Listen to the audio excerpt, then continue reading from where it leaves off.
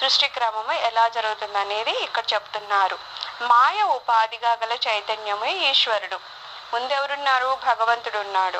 ఆయన మాయను ఉపాధిగా చేస్తున్నారు. ఏదన్నా ఒక పని చేయాలంటే ఒక వస్తువు మధ్యలో మనకి కావాలి కదా, ఒక దాన్ని బేస్ చేసుకుని చేస్తూ ఉంటారు. అలాగ భగవంతుడు దేంతో ఈ ప్రపంచాన్ని నడిపిస్తున్నారంటే మాయను ఉపాధిగా చేసుకున్నారు. ఆ మాయ ఉండడం వల్లనే మనకి నిజంగా మనం బ్రహ్మ యొక్క అంశ అయినా సరే మనకి మనం తడబడుతూ ఉంటున్నాము. బ్రహ్మ యొక్క అంశం అనేది మనకి స్పష్టం అవ్వడం లేదు. ఎందుకంటే ప్రతిసారి మాయ కప్పేస్తూ ఉంటుంది.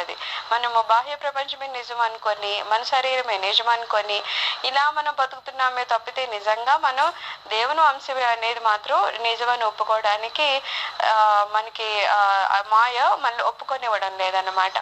వీడి నుండి ఆకాశం ఉద్భవించింది. ముందు ఈశ్వరుడు ఉన్నాడు, భగవంతుడి నుంచి ఆకాశం ఉద్భవించిందంట. ఆత్మనః ఆకాశ సంభూత్ ఆకాశాద్ వాయు ఇలా చెప్తూ ఉంటారు. ముందెవరున్నారు అంటే ఆత్మ అంటే ఈశ్వరుడు ఉన్నాడంట. ఆ ఈశ్వరు నుంచి ఆకాశం పుట్టిందట.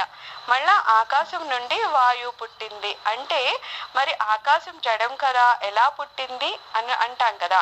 ఇప్పుడు ఆకాశం ఉందంటే జడము, దాని నుంచి మళ్ళా వాయువు ఎలా పుట్టింది అని మనం అడిగితే ఇక్కడ ఏమంటున్నారంటే ఆకాశం ఉండే చైతన్యము అనగా చైతన్య విశిష్టమైన ఆకాశం నుండి వాయువు పుట్టింది. ఆకాశం ఉన్నా దానికి ఒక చైతన్యం ఉందట. ఆ చైతన్యం ఉంది కాబట్టి ఆకాశం అనే ఆ చైతన్యంలోంచి వాయువు పుట్టుకొస్తుందని చెప్తున్నారు. అలాగే ఆ వాయువు నుండి అగ్ని పుట్టిందట. అగ్ని నుండి జలము, జలము నుండి పృథ్వీ, పృథ్వీ నుండి ఔషధులు. ఈ విధంగా సృష్టి క్రమం చెప్పబడుతుంది అని అంటున్నారు.